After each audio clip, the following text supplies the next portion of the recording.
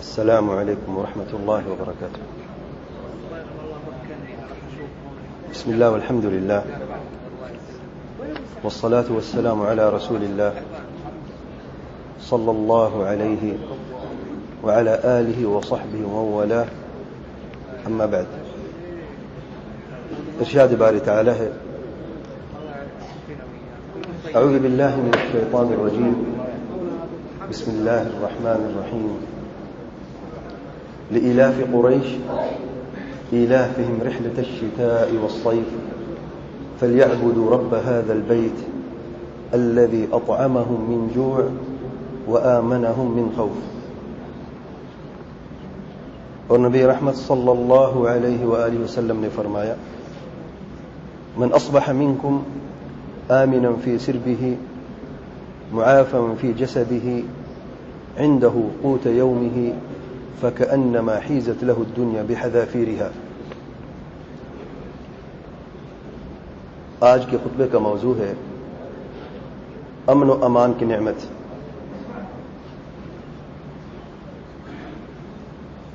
امن و امان کیا ہے؟ اس کی کیا اہمیت ہے؟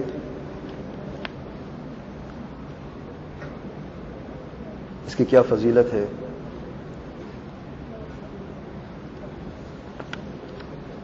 امن و امان کا ہماری زندگی میں کیا اثر ہے؟ اور اگر امن و امان کھو جائے تو پھر انسان کی زندگی کیسے تبدیل ہو جاتی ہے اور کس طریقے سے یہ انسان ان حالات کا سامنا کرتا ہے اور کس طریقے سے اپنی زندگی بسر کرتا ہے.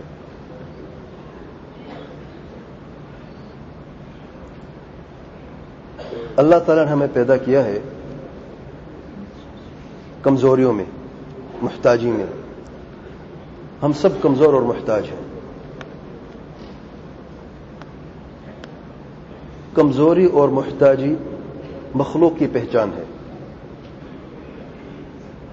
کیونکہ جو کمزور اور محتاج نہیں ہے وہ مخلوق نہیں ہو سکتا، کیونکہ مخلوق مفعول ہے، اسے پیدا کیا گیا ہے. جس نے اسے پیدا کیا وہی اسی کا مالک ہے، اور دونوں کبھی برابر نہیں ہو سکتے. اور جس نے پیدا کیا ہے وہ جانتا ہے کہ اس مخلوق کی کیا کیا ضرورت ہے، اور ان ضروریات کو بھی خالق نے مہیا کر دی ہیں اور آسان کر دی ہے. اور پھر اس مخلوق کو جو ضعیف اور کمزور اور محتاج ہے ایسی جگہ پر پیدا کیا جہاں پر وہ اپنی ضروریات حاصل کر سکے. اللہ تعالیٰ نے ہمیں اس دنیا میں پیدا کیا ہے، لیکن انسان کی پیدائش سے پہلے انسان کی ضروریات کے لیے، اس کی بقا کے لیے ہر وہ چیز مہیا کر دی اس زمین کے اوپر. ہر وہ چیز جس کی انسان کو ضرورت ہے اللہ تعالیٰ نے اسے انسان کو پیدا کرنے سے پہلے مہیا کر دی اور فراہم کر دی ہے. اور اس میں تنگی نہیں کی، فراوانی سے فراہم کر دی ہے، وسعت سے فراہم کر دی ہے، تاکہ اس انسان کو پریشانی نہ ہو.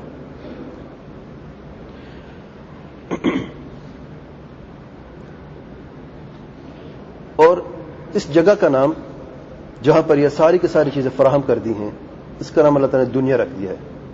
اس کا نام ہے دنیا. دنیا کا لفظ دناءت سے ہے، نیچے والی، ذلت والی، کمزوری والی، محتاجی والی. اور نام دنیا اس لیے رکھا ہے تاکہ اس مخلوق کو علم ہو جائے کہ اس زندگی سے جو ہمیں ملی ہے اس دنیا میں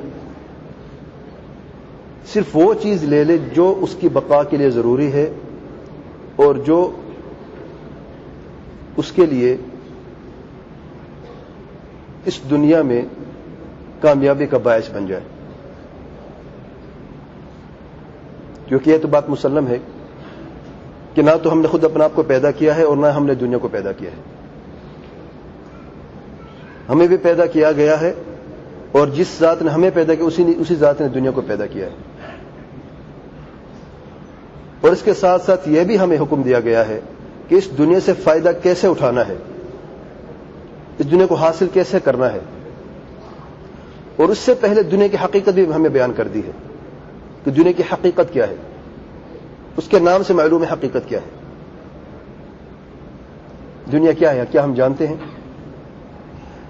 انسان نے اس دنیا کے اندر میرا خیال ہے کوئی ایسا علم نہیں جس کے بارے میں وہ جانتا نہیں ہے. دنیا کے اعتبار سے کوئی بات علم دیکھ لیں, عجیب و غریب سائنس نے عجیب و غریب علوم کا دروازہ کھولا ہے کہ انسان حیران رہ جاتا ہے. خیالی دنیا کے علم کے دروازے بھی کھل گئے جس کا وجود نہیں. سائبر ٹیکنالوجی ہے, فکشن آپ دیکھتے ہیں, 3 ڈائمینشنل پروگرامز, بعض یہ کارٹونز بچے کے دیکھتے ہیں آپ, یعنی بعض ایسی چیزیں ہیں جو جہاں تک انسان کا ذہن جا نہیں سکتا. لیکن اس انسان نے اس دنیا میں ایسے علوم بھی بنائے ہیں اور ایسے علوم بھی حاصل کیے ہیں. لیکن مسئلہ یہ ہے اور تعجب کی بات یہ ہے کہ اس انسان نے آج تک یہ نہیں جانا کہ دنیا ہے کیا, دنیا کی حقیقت کیا ہے. بہت کم لوگ اس دنیا میں موجود ہیں جو دنیا کی حقیقت کو سمجھتے ہیں. ولیکن اکثر الناس لا يعلمون, اور اکثر لوگ تو جانتے ہی نہیں. صرف دنیا کے بارے میں نہیں, حق کے بارے میں نہیں جانتے یہ حق ہوتا کیا ہے. تو دنیا کیا ہے اور اس انسان کی ضروریات کیا ہیں, اور سب سے اہم ضروریات میں سے جو ضرورت ہے وہ ہے امن و امان کی. آئیے دیکھتے ہیں ضروریات کیا ہیں اور دنیا کیا ہے. دنیا کیا ہے, مختلف لوگوں نے مختلف تعریفیں بیان کی ہیں. میں یہاں پر اشرف الخلق سید المرسلین رحمت للعالمین صلی اللہ علیہ وسلم نے کیا فرمایا ہے دنیا کے متعلق, آئیے دیکھتے ہیں. نبی کریم صلی اللہ علیہ وسلم فرماتے ہیں من اصبح منکم آمنا فی سربہ, تم میں سے جو شخص اس حالت میں صبح اپنی آنکھ کھولے کہ رات کو وہ اپنے گھر میں امن و امان کی حالت میں تھا, معافا فی جسدہ, اس کا جسم اس کا جسد عافیت کے ساتھ ہے, اسے کوئی بیماری کوئی تکلیف نہیں ہے, عنده قوت یومہ, اس کے پاس اس کے دن کا توشہ موجود ہے, کھانا پینا موجود ہے, فکأنما حیزت له الدنیا بحذافیرها, ایسا انسان, یہ انسان ایسا ہے کہ جس نے ساری کی ساری دنیا حاصل کر لی ہے اس کے آخری ذرے تک, آخری حصے تک. دنیا کیا ہے؟ ان 3 چیزوں کا مجموعہ ہے. پیارے پیغمبر صلی اللہ علیہ وسلم فرماتے ہیں 3 چیزوں کا مجموعہ ہے. جس نے ان 3 چیزوں کو حاصل کر لیا نا تو اس نے صرف دنیا کو نہیں, دنیا کے آخری حصے اور ذرے کو بھی حاصل کر لیا. اب اس کو اور کیا چاہیے؟ یہ کیا 3 چیزیں ہیں؟ نمبر 1 امن و امان. جس انسان کی زندگی امن و امان میں گزرتی ہے اس نے دنیا کا 1/3 دنیا کی 1/3 حاصل کر لی ہے امن و امان کی نعمت. نمبر 2 معافا فی جسدہ, جو شخص تندرست ہے اسے اللہ تعالیٰ نے صحت اور عافیت بخشی ہے. صبح اٹھتا ہے اس کی آنکھیں سلامت ہے, وہ دنیا کو دیکھتا ہے. وہ سانس لے رہا ہے, اس کے پھیپھڑے سلامت ہیں. وہ سن رہا ہے, اس کے کان سلامت ہیں. اٹھ کے بیٹھ جاتا ہے, اس کا ہڈیاں اور جسم سلامت ہے. چلتا ہے, اس کے پاؤں سلامت ہیں. پکڑتا ہے, اس کے ہاتھ سلامت ہیں. سوچتا ہے, اس کا دماغ سلامت ہے. کھاتا ہے, پیتا ہے, اس کے سارے کا سارا جسم سلامت ہے. وہ اپنے جسم کو چلانے کے لیے کسی چیز کا محتاج نہیں ہے. اللہ تعالیٰ نے اسے مہیا کر دیا ہے. دیکھنے کے لیے اسے کوئی بجلی کی تار نہیں لگانی پڑے گی کہ تار لگے گی پھر میں دیکھوں گا. نہیں, آنکھیں کھولی وہ دیکھ رہا ہے. دل دھڑک رہا ہے, دل کی دھڑکن کو برقرار رکھنے کے لیے اس کو کسی خاص مشین کی ضرورت نہیں ہے. وہ سو رہا, اس کا دل دھڑک رہا ہے. وہ جاگ رہا, اس کا دل دھڑک رہا ہے. وہ کھیل رہا, اس کا دل دھڑک رہا ہے. وہ لڑ رہا, اس کا دل دھڑک رہا ہے. وہ نماز پڑھ, اس کا دل دھڑک رہا ہے. ہر حال میں, ہر صورت میں. اور اسے دل دھڑک نہیں رہا, اس کے ساتھ جو دل کا اصل عمل ہے, جو دل کا فنکشن ہے, وہ بھی پورا ہو رہا ہے کہ خون کے قطرے قطرے کو جسم کے ایک ایک سیل تک پہنچانا ہے.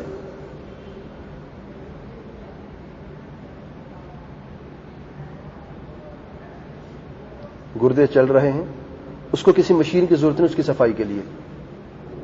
معافن فی جسدہ, اس کے جسم عافیت سے سراپا ڈوبا ہوا ہے, عافیت میں. اگر آپ اس نعمت کو دیکھنا چاہتے ہیں, دیکھیں ہمیں محسوس نہیں ہوتی. یہ وہ نعمتیں ہیں جو ہمیں محسوس نہیں ہوتی.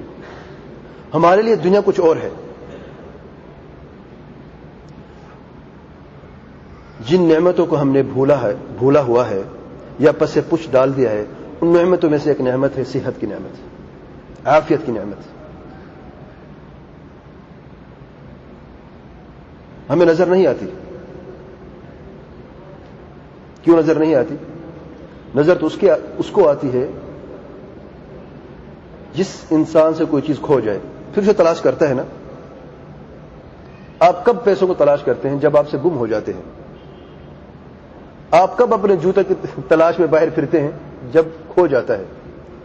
جو چیز انسان سے کھو جاتی ہے, انسان اسی کی تلاش میں دوڑتا ہے, اسی کے پیچھے دوڑتا ہے. لیکن جو انسان کے پاس موجود ہے چیز پہلے سے, اس کے بارے میں انسان سوچتا ہی نہیں ہے.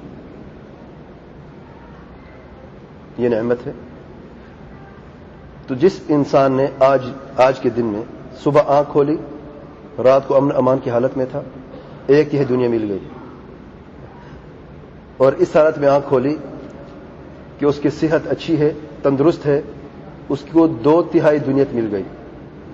اور نمبر 3, عنده قوت یومہ, اس کے پاس آج کے دن کا توشہ موجود ہے, اس کا کھانا اور پینا موجود ہے. بات پرسوں کو نہیں ہو رہی, کل کی نہیں ہو رہی, آج کی ہو رہی ہے. آج کی ہو رہی ہے. اس کا آج کا کھانا پینا اس کے پاس موجود ہے. ہم میں سے کوئی ایسا شخص ہے جس کے پاس آج کا کھانا موجود نہیں ہے؟ تصور کر سکتے ہیں؟ آج کے دن کا صرف, بے شک 1-2 روٹی رکھی ہو, روٹی سے پیٹ بھر جاتا ہے کہ نہیں؟ صرف 2 روٹیوں سے اور پانی کے گلاس سے گھر کے 2 فرد, میاں اور بیوی, پیٹ بھر کے کھا سکتے ہیں. کوئی ایسا انسان ہے جس کے پاس نہیں ہے؟ الحمدللہ. تو جس کے پاس یہ بھی موجود ہے تو اس نے ساری کی ساری دنیا حاصل کر لی ہے.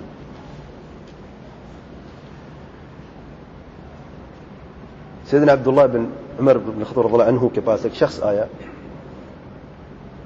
اور سوال کیا, بھیک مانگتے ہوئے, مجھے کچھ اللہ کے نام پہ دے دے.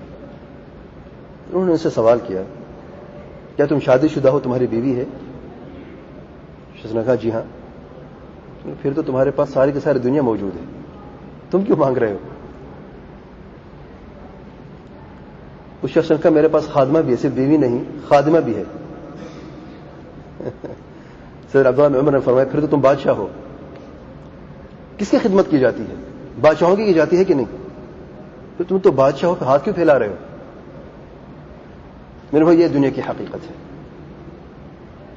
3 چیزوں کا مجموعہ ہے. میرے خیال ہے یہاں پر ماشاءاللہ آدھی مسجد سے زیادہ بادشاہ ہوں گے اس وقت.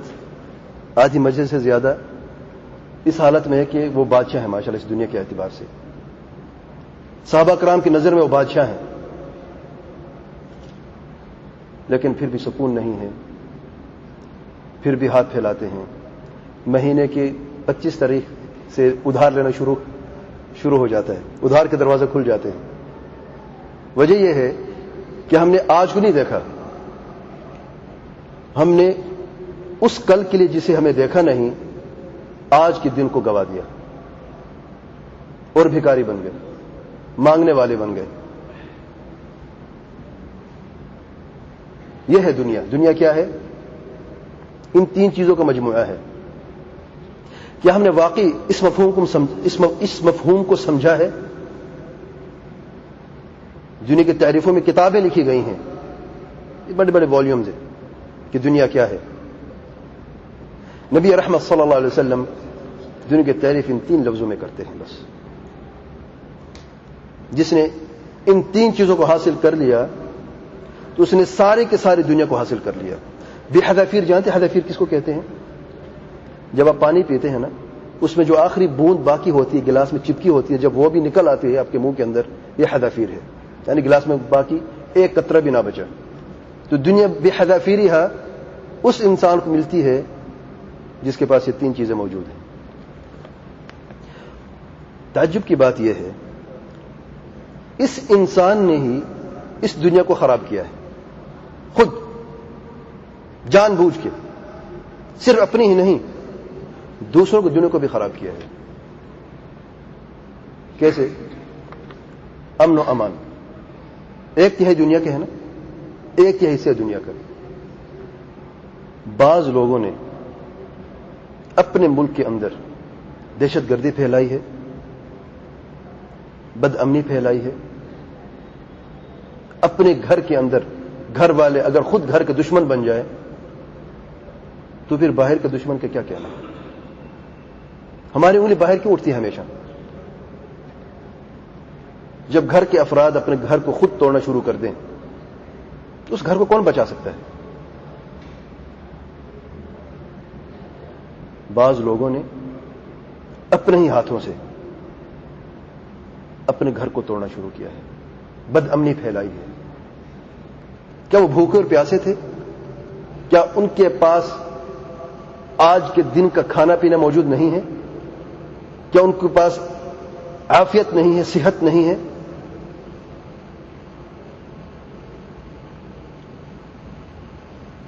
میرا خیال ہے پوری دنیا میں بہت کم لوگ ایسے ہوں گے، بہت کم لوگ جن کے پاس ایک دن کا کھانا نہیں ہے. لیکن ظاہر یہ ہے کہ دنیا میں اکثر فقیری پھیلی ہوئی ہے، اس میں کوئی شک نہیں، فقیری پھیلی ہوئی، غربت ہے. لیکن ہم غریب کسے سمجھتے ہیں؟ اب جانتے ہیں ہمارے نزدیک غریب کون ہے؟ فقیر کون ہے؟ بعض ایسے لوگ جن کے پاس گھر بھی ہے، بیوی بھی ہے، بچے بھی ہیں، شرع کے اعتبار سے وہ فقیر ہے. اگر اس کے پاس دن کا کھانا پینا نہیں ہے یا کچھ بھی نہیں ہے تو وہ فقیر ہے، وہ زکوٰۃ کا مستحق ہے، اس میں کوئی شک نہیں ہے. لیکن عام لوگ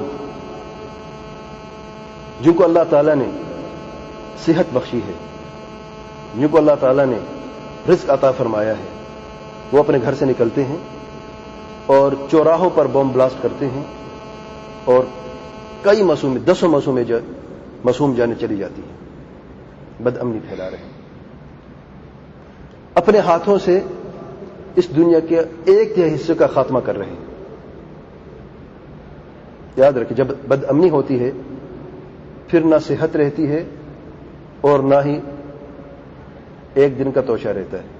آپ کے سامنے حال ہے، کبھی آٹے کا بحران ہے، کبھی چینی کا بحران ہے، کبھی بجلی کا بحران ہے، مسائل ہی مسائل ہیں.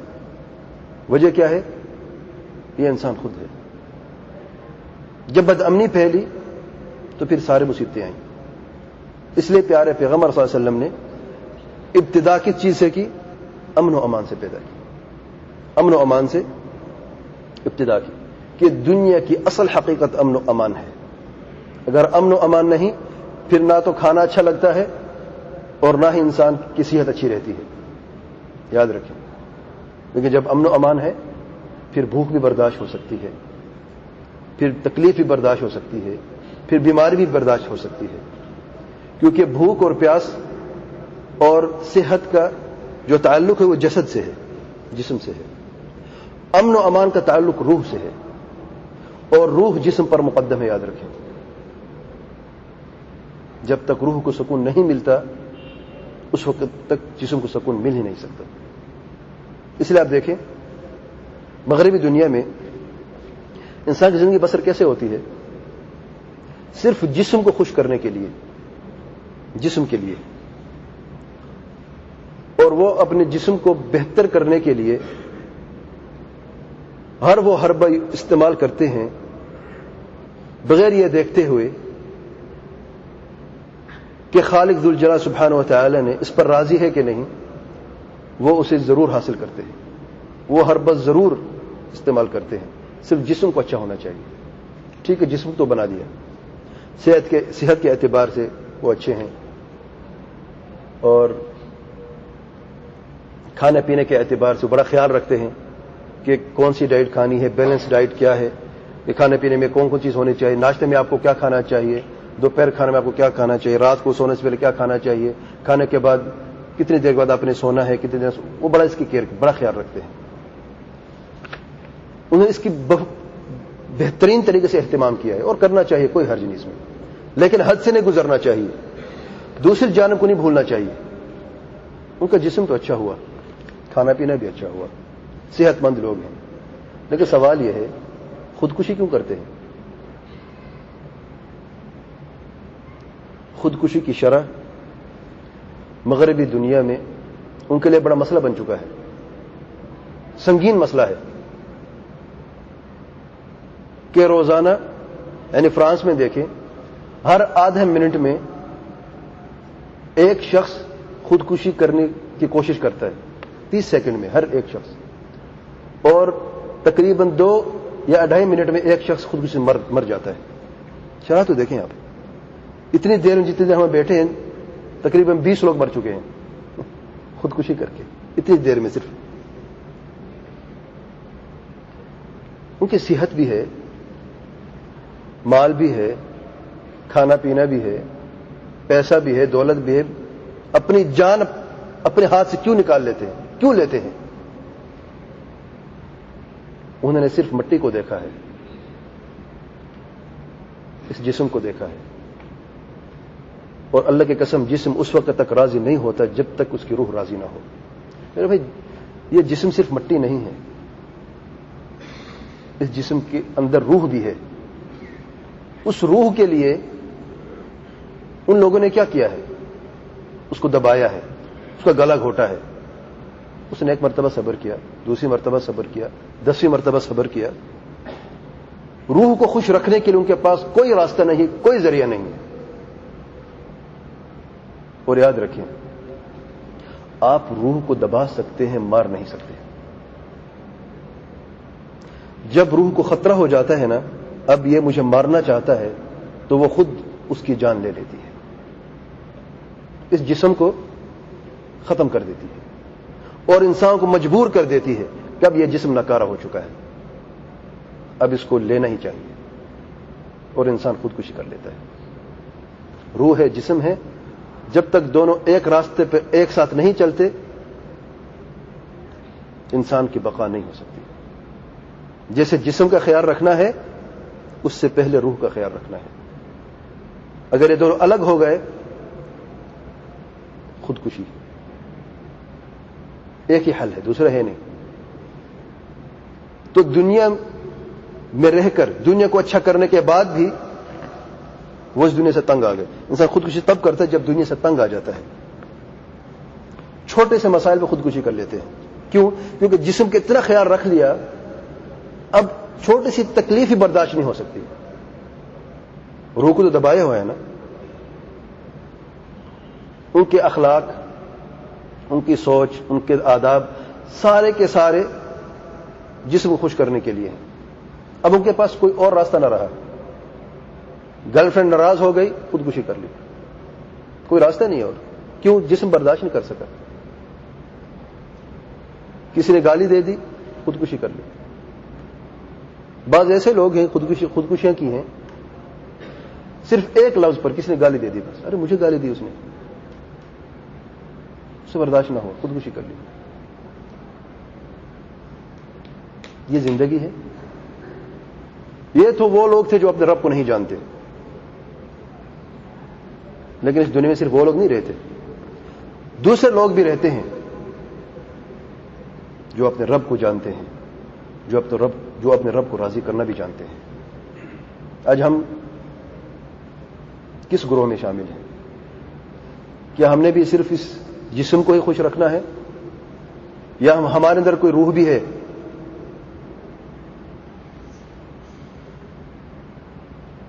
اس سوال کا جواب ہم سب جانتے ہیں، لیکن کیا ہم نے اس روح کے لیے کچھ کیا ہے؟ تعجب کی بات ہے میرے بھائیو، بعض مسلمان بھی خودکشی کر لیتے ہیں،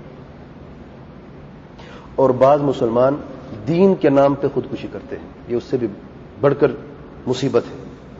خودکش حملہ خودکشی ہے. وہ کون سی جنت ہے جو اس شخص کو ملے گی جو اپنی جان بھی لیتا ہے اور 10 معصوم لوگوں کی جان بھی لیتا ہے، جن میں چھوٹے بچے اور عورتیں بھی شامل ہیں، بوڑھے بزرگ بھی شامل ہیں. اور اس سے بڑھ کر بات، جب اللہ تعالیٰ کے گھر کے اندر دھماکہ ہوتا ہے اور اللہ تعالیٰ کے گھر کے اندر مسجدوں میں بد امنی پھیلتی، دہشت گردی پھیلتی ہے.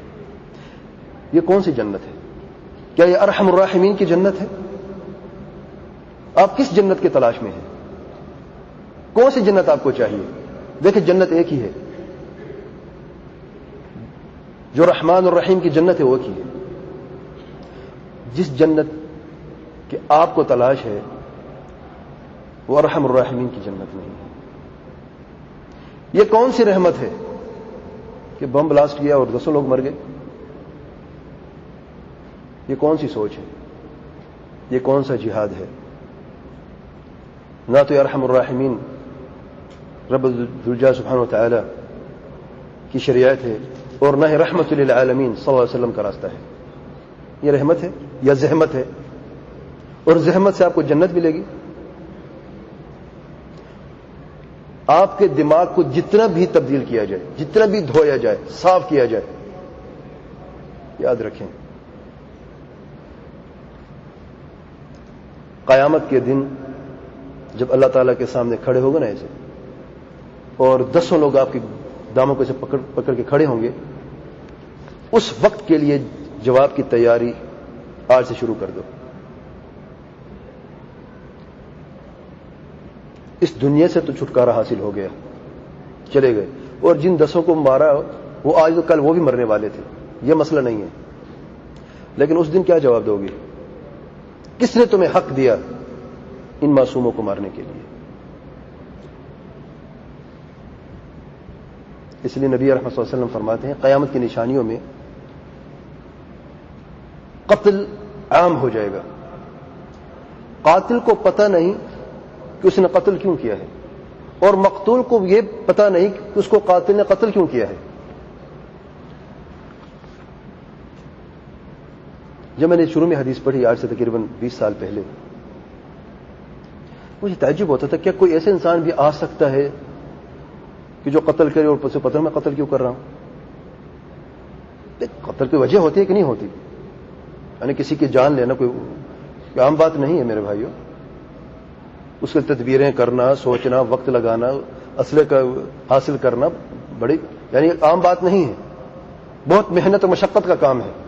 تو میں سوچتا تھا جب یہ حدیث پڑھی کہ یہ کیسے ممکن ہو سکتا ہے، یعنی وہ کون سا ذریعہ ہوگا جب قاتل قتل کر اسے پتہ بھی نہیں کیوں قتل کر رہا ہے، اور قتل بھی جان بوجھ کے کر رہا ہے.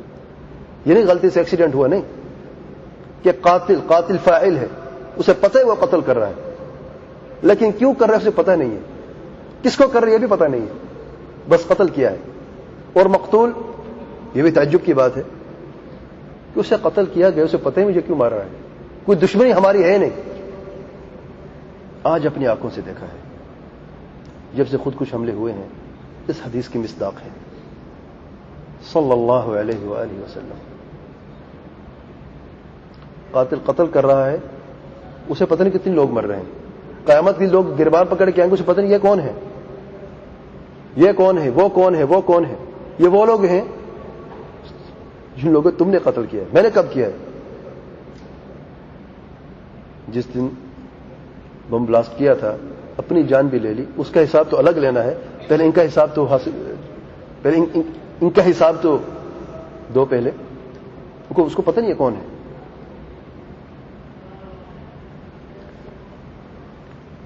امن و امان کی نعمت کو صرف وہ لوگ جانتے ہیں جن کے پاس یہ نعمت باقی نہ رہی. جو اس نعمت کو کھو بیٹھے ہیں وہ امن و امان کی قدر و قیمت کو جانتے ہیں.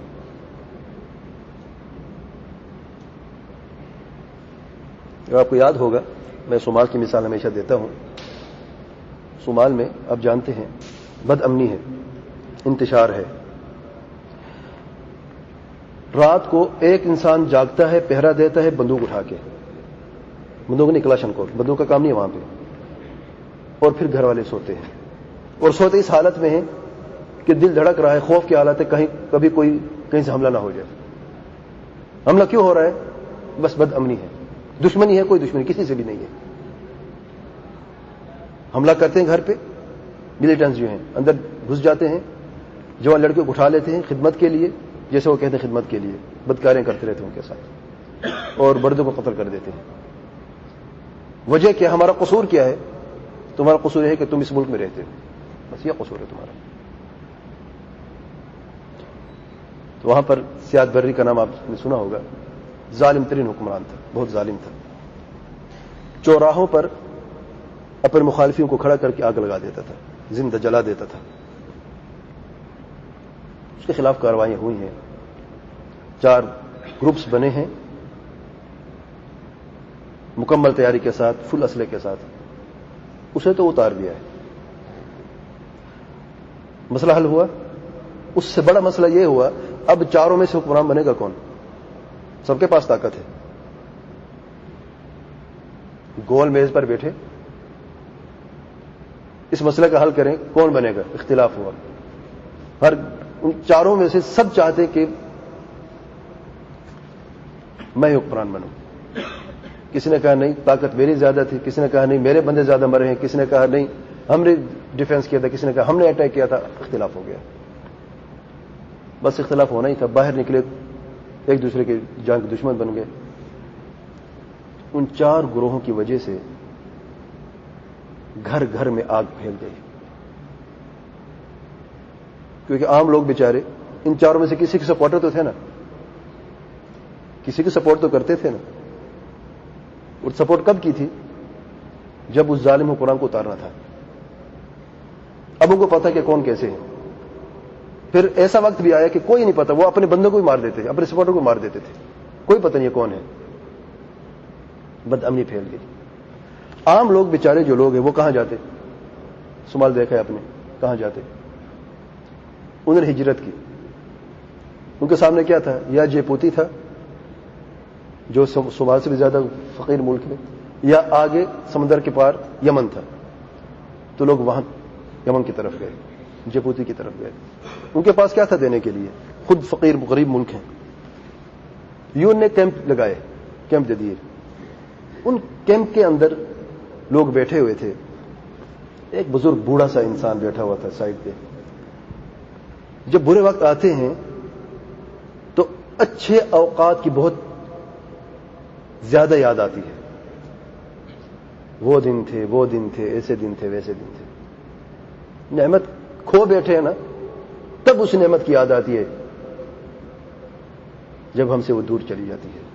تو بیٹھے بیٹھے اس باتوں باتوں میں سیاحت بھری کا کسی نے نام لے لیا.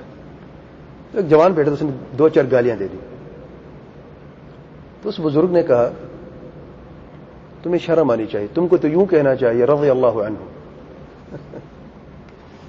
تو ان لوگوں نے کہا بے بزرگ تمہیں کیا ہو گیا ہے, ایک ظالم بدکار انسان کے متعلق تم یہ کہہ رہے ہو, اللہ اس پہ راضی ہو جائے.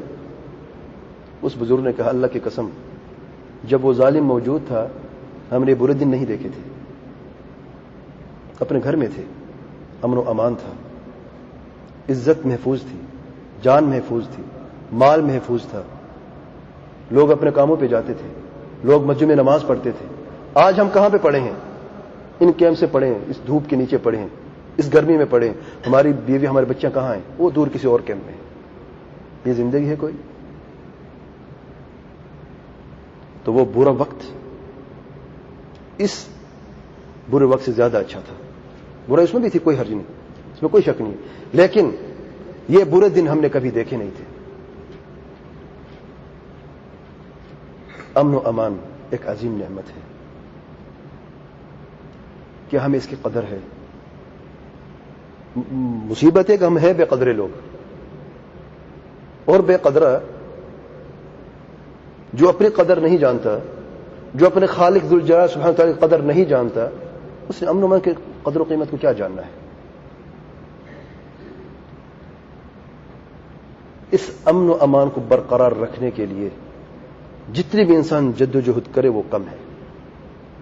کیونکہ امن و امان سے صرف آپ کی زندگی اچھی نہیں گزرے گی, آپ کی نہیں گزرے گی, پورے معاشرے کی زندگی اچھی گزرے گی, پوری امت کی زندگی اچھی گزرے گی. لیکن جب امن و امان نہیں ہے تو پھر کچھ باقی نہیں رہتا.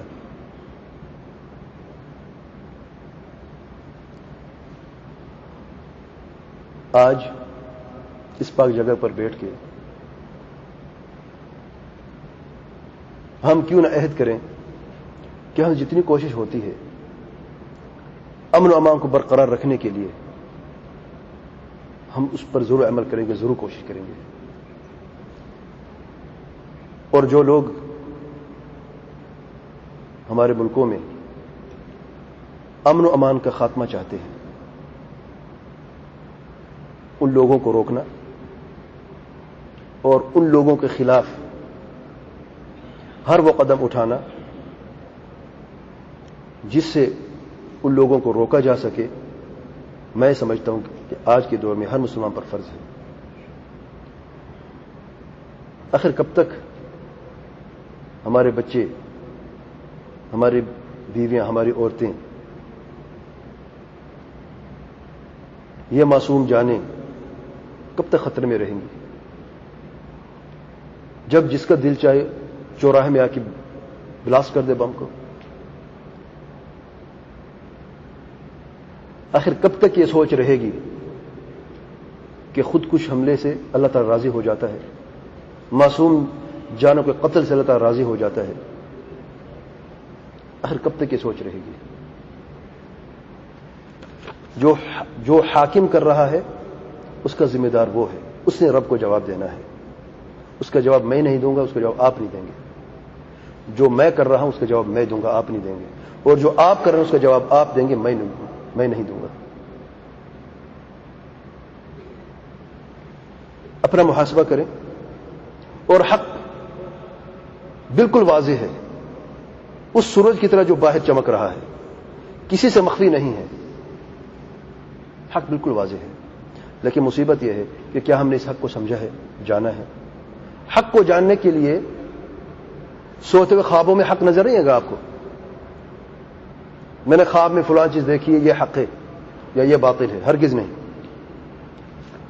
حق کو سمجھنے کے لیے سمجھنا پڑے گا, اور سمجھنے کے لیے علم حاصل کرنا پڑے گا, اور علم حاصل کرنے کے لیے علماء کی رجوع کرنا پڑے گا, اور اس کے لیے وقت درکار ہے. مصیبت ہے ہمارے پاس وقت ہی نہیں ہے, تو وقت نکالنا پڑے گا. جیسا کہ ہم دنیا کے لیے, اس دنیا کے لیے جس کے ہم بادشاہ ہیں, اس دنیا کے لیے ہم نے تو بہت کچھ کیا ہے, لیکن آخرت کے لیے ہم نے کیا کیا ہے جو ہمیشہ کی زندگی ہے، اس کے لیے آج ہی ہمیں سوچنا پڑے گا اور مل کے سوچنا پڑے گا، کیونکہ معاشرہ ہمیں سے بنتا ہے. جب ہم اپنے آپ کو سدھاریں گے تو معاشرہ بھی سدھر جائے گا. آخر کب تک یہ انگلیاں اٹھتی رہیں گی؟ یہ معاشرے میں یہ بدکاری، معاشرے میں یہ غلطی، معاشرے میں یہ مصیبت، معاشرے میں وہ مسئلہ ہے، کب تک؟ ہم نے بگاڑا ہے اور ہم مل کے اسے ٹھیک کریں. یہ کبھی یاد رکھیں، معاشرہ کبھی ٹھیک نہیں ہوگا جب تک آپ خود ٹھیک نہیں ہوں گے. آپ کہیں گے میں یہ چاہوں کہ آپ ٹھیک ہو جائیں، آپ ٹھیک ہو جائیں، اور میں خود ٹھیک نہ ہوں، معاشرہ کبھی ٹھیک نہیں ہو سکتا. اپنے آپ سے ابتدا کریں نا، اپنے گھر سے ابتدا کریں، اپنے بیوی بچوں سے ابتدا کریں، اور پھر دیکھیں دعوت حق کی برکت کیسے پھیلتی ہے. نبی رحمت صلی اللہ علیہ وسلم کے زمانے میں صرف نبی کریم صلی اللہ علیہ وسلم ایک مومن انسان تھے ابتدا میں جب وحی نازل ہوئی. پھر ایک مرد اور ایک عورت ہوئی، سیدہ خدیجہ رضی اللہ عنہا، دو ہوئی. پھر ایک مرد، ایک عورت، ایک بچہ، ایک غلام ہوا پہلے، پھر ایک بچہ ہوا، پھر ایک مرد ہوا، سیدنا ابوبکر صدیق. پھر سیدنا ابوبکر صدیق کی دعوت سے وہ 10 عظیم صحابہ، باقی 9 جو ہیں، جو کو آپ صلی اللہ علیہ وسلم نے ان کی زندگی میں جنت کی بشارت دی. 1 2 3 4 5 10، اس طریقے سے مشرکوں کے عذاب اور ان کی شدت کے باوجود بھی صبر کیا، اللہ تعالیٰ کا شکر ادا کیا، اور ہمت نہیں ہاری. آج جو مکے میں امن و امان ہے، آج جو لوگ ماشاءاللہ آ رہے ہیں، حج کر رہے ہیں، ہم حج عمرے کے لیے جاتے ہیں، یہ اللہ تعالیٰ کے فضل و کرم کے بعد یہ ان کا احسان ہے ہمارے اوپر. انہوں نے صبر کیا، انہوں نے مصیبتیں اٹھائیں، انہوں نے اس زمین کو بلد الامین بنایا.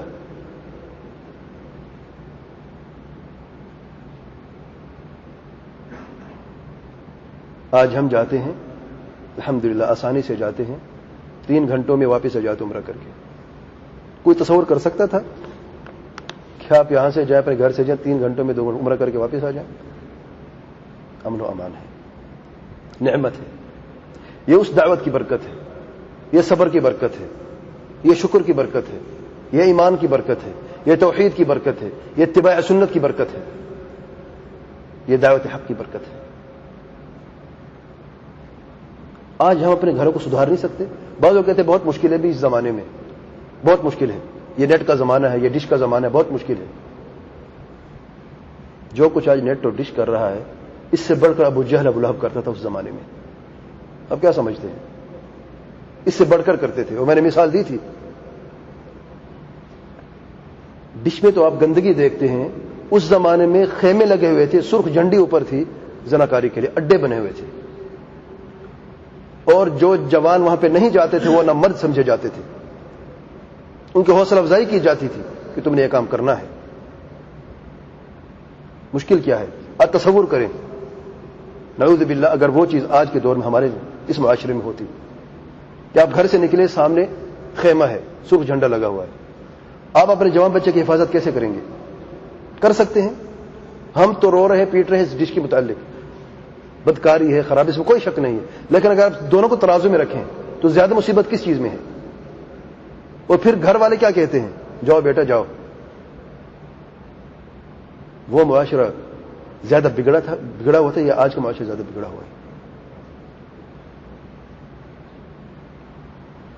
شراب کے اڈے، شراب جانتے کیسے وہ بناتے تھے بڑے بڑے جارز میں، انسان کے جو قد اتنے اس کے برابر بڑے ڈرم ہوتے تھے، اس کو ڈالتے تھے بڑے پیالوں میں، اس کو کوب کہا جاتا ہے، اکواب. پھر اس کوب میں سے ڈالتے ابریق میں، ابریق کہتے ہیں جیسے جگ ہے ہمارے آج کے دور میں. پھر اس کو ڈالتے تھے کأس میں، گلاس میں. 10 لوگ ایسے بیٹھ جاتے سارے مجلس میں, اور جس مجلس میں شراب نہ ہو وہ مجلس ہوتی نہیں تھی, وہ مجلس نہیں سمجھی جاتی تھی, اور وہاں پر کوئی جاتا نہیں تھا. معیوب بات تھی, بڑی عیب کی بات تھی کہ کوئی شخص کسی کا مہمان بنے اور وہ اسے شراب نہ پیش کرے. عیب تھا, عیب. سب بیٹھے ہوئے ہیں, اسی جگ میں سے, اسی کوپ میں سے شراب ڈلتی تھی.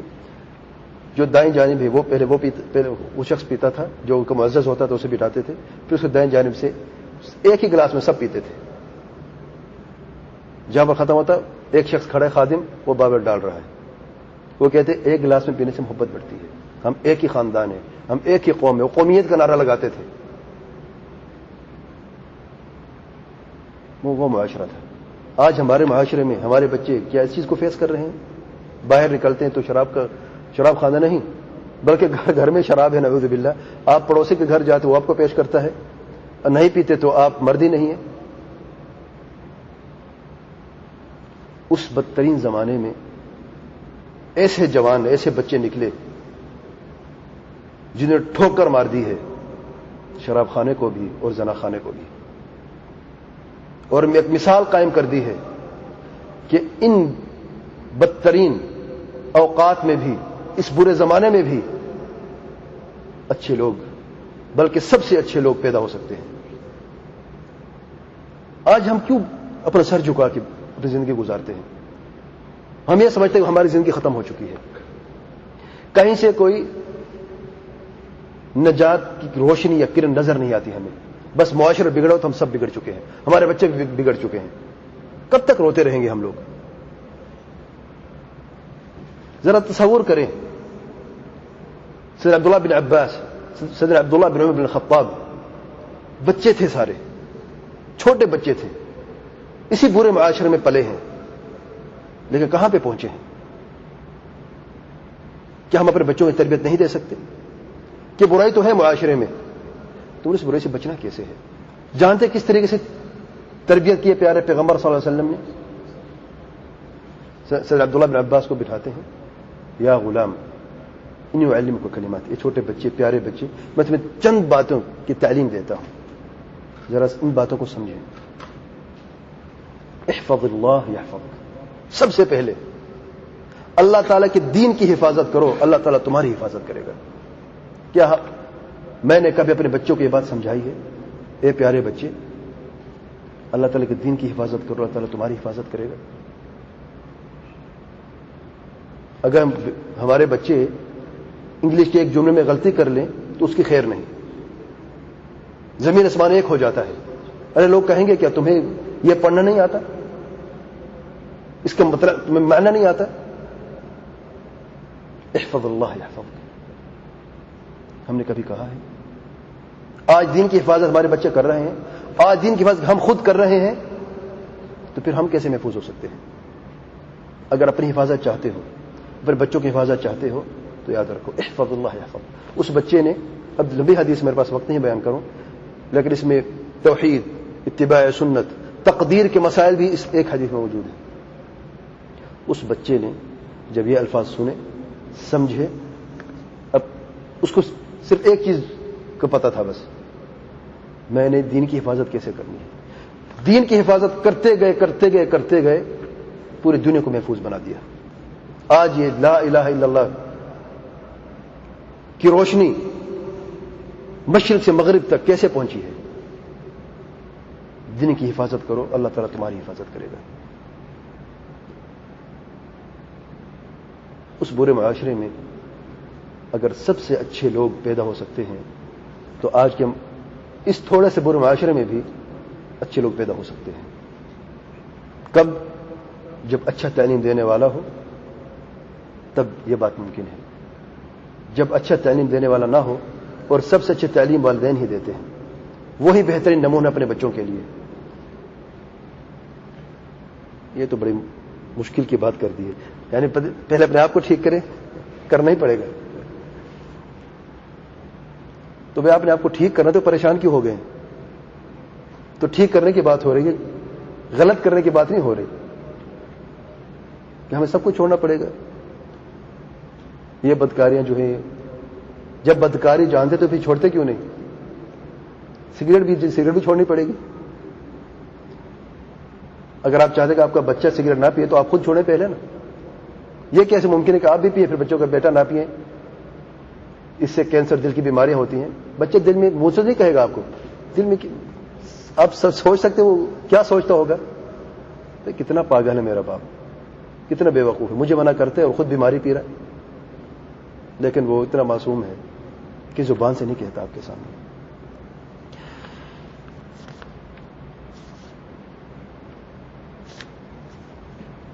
نبی رحمت صلی اللہ علیہ وسلم فرماتے ہیں الدنیا ملعونۃ ملعون ما فیها الا ذکر اللہ. یہ دنیا ساری ملعون ہے، اس پر لعنت ہے، جو کچھ اس کے اندر اس پر بھی لعنت ہے، سوائے اللہ تعالیٰ کے ذکر کے اور ہر وہ چیز جو اللہ تعالیٰ ذکر کے جو اللہ تعالیٰ قریب کر دے. تو اس دنیا کی لعنت سے بچنا چاہتے ہیں تو دین کی حفاظت کرو، اپنے رب کو راضی کر لو. اور اگر اس دنیا کی لعنت کو حاصل کر کے خود لعنتی ہونا چاہتے ہیں تو آپ جیسے زندگی بسر کرنی ہی جا کے کرو، جیسے کہ عام طور پہ لوگ کر رہے ہیں. بعض لوگ کر رہے ہیں، کوئی پوچھنے والا نہیں، کوئی روکنے والا نہیں. کوئی روکے تو کہتے بھی تمہیں کیا ہے، میری زندگی میں جانو. اس کو بیچاروں کو یہ نہیں پتا کہ وہ بھی اس معاشرے کا حصہ جس کا میں حصہ ہوں. اس کے بگڑنے سے صرف وہ نہیں بگڑ رہا، معاشرہ بھی بگڑ رہا ہے. اللہ تعالی ہم سب پہ رحم فرمائے اور ہمیں صراط مستقیم پر چلنے کی توفیق عطا فرمائے. ان 7 لوگوں میں سے یہ حج کے بارے میں بھی ہے، اور اس 7 لوگوں کی بات کروں پھر بھول جاؤں گا میں. وہ 7 لوگ جن کو اللہ تعالیٰ قیامت کے دن اپنے عرش کے سائے کے نیچے جگہ دے گا، جس دن کوئی سایہ نہیں ہوگا. کتنے پر بات ہوئی؟ 5 پر. نمبر 1 الامام العادل. نمبر 2 وہ جوان جس کی زندگی اللہ تعالیٰ عبادت میں گزری. نمبر 3 جس کا دل مسجد سے لٹکا ہوا ہے. نمبر 4 2 لوگ جو اللہ تعالیٰ کی رضا کے لیے جمع ہوئے اور اسی پر جدا ہوئے. نمبر 5 وہ شخص جسے ایک خوبصورت مالدار عورت بلائے بدکاری کرنے کے لیے اور وہ یہ کہے انی اخاف اللہ، میں اللہ تعالیٰ سے ڈرتا ہوں. 6 نمبر پہ وہ انسان، وہ شخص جو اپنے دائیں ہاتھ سے صدقہ دیتا ہے، اس کے بائیں ہاتھ کو خبر نہیں ہوتی. تصور کر سکتے ہیں؟ صدقہ اس نے دیا ہے اللہ تعالیٰ کے نام پہ، اس کے بائیں ہاتھ کو پتہ نہیں اس نے دیا کیا ہے، کتنا ہے. اخلاص کی انتہا. اخلاص جانتے ہیں؟ یہ عمل صرف اللہ تعالیٰ کے لیے کر رہا ہوں، وہ جانتا ہے، کوئی اور نہ دیکھے میرے اس عمل کو. اور اس کے مطلب ہرگز نہیں کہ جیب میں ہاتھ ڈالو، جتنی بھی جیب میں دے دو. یہ ہرگز مطلب نہیں. اس کا مطلب یہ ہے اگر کوئی شخص آپ کے اتنی قریب کھڑا ہے، جیسا کہ آپ کا بایاں ہاتھ آپ کے جسم کیسا اور قریب ہے، اور آپ نے اللہ کے راستے میں اللہ کے نام پہ کوئی صدقہ دیا ہے تو اس کو علم بھی نہ ہوا. اور علماء فرماتے ہیں صدقہ 2 قسم کے. ایک ہے فرض صدقہ جسے زکوٰۃ کہتے ہیں، اس پہ علناً دینا بہتر ہے کہ آپ لوگوں کے سامنے دیں تاکہ لوگ بھی زکوٰۃ دیں، کیونکہ وہ فرض ہے. لیکن جو نوافل صدقات ہیں، فرض کے علاوہ زکوٰۃ کے علاوہ جو صدقات کے ساتھ ہم دیتے ہیں، وہ چھپ کے دیں تو زیادہ بہتر ہے. جیسے نماز کے بارے میں، فرض نماز ہم کہاں پڑھتے ہیں؟ لوگوں کے سامنے پڑھتے ہیں کہ نہیں؟ باجماعت نماز، فرض نماز مسجد میں پڑھتے ہیں، لوگوں کے سامنے پڑھتے ہیں. لیکن نفل نماز میں آپ صلی اللہ علیہ وسلم کیا فرماتے ہیں؟ افضل الصلاۃ الرجل نافلہ فی بیتہ، اپنے گھر میں وہاں پر چھپ کے پڑھیں. تو فرض چیزیں جو ہیں ایک دوسرے کے سامنے آپ کریں گے تو حوصلہ افزائی ہوتی ہے. اور جو آپ کی خاص نوافل و عبادات ہیں، اگر آپ اکیلے میں کرتے ہیں تو اس میں اخلاص اور مضبوط ہوتا ہے. اور جیسا کہ آپ جانتے ہیں کہ اگلے ہفتے سے انشاءاللہ بلکہ چند دنوں کے بعد ذوالحجہ کا مہینہ شروع ہونے والا ہے. اور ذوالحجہ کا مہینہ، ذوالحجہ کے 10 دن جو ہیں وہ پورے سال کے سب سے افضل اور بہترین دن ہیں. پورے سال کے راتوں میں سے رمضان کی آخری 10 راتیں سب سے افضل ہیں، اور دنوں میں سے حج کے پہلے 10 دن سب سے افضل ہیں.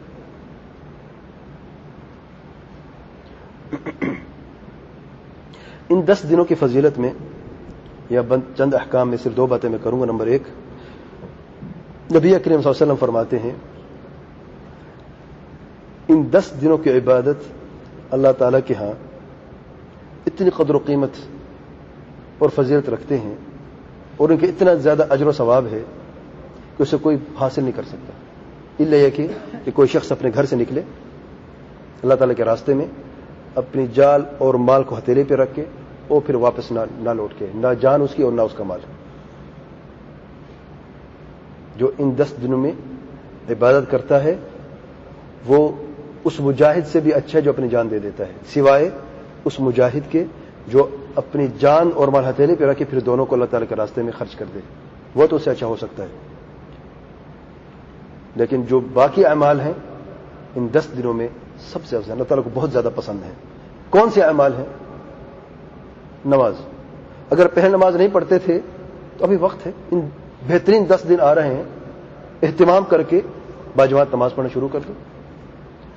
نماز آپ پڑھتے ہیں جیسے عام دنوں میں پڑھتے ہیں، لیکن اس کا جو اجر و ثواب ہے وہ کئی درجے زیادہ دگنا ہو جاتا ہے.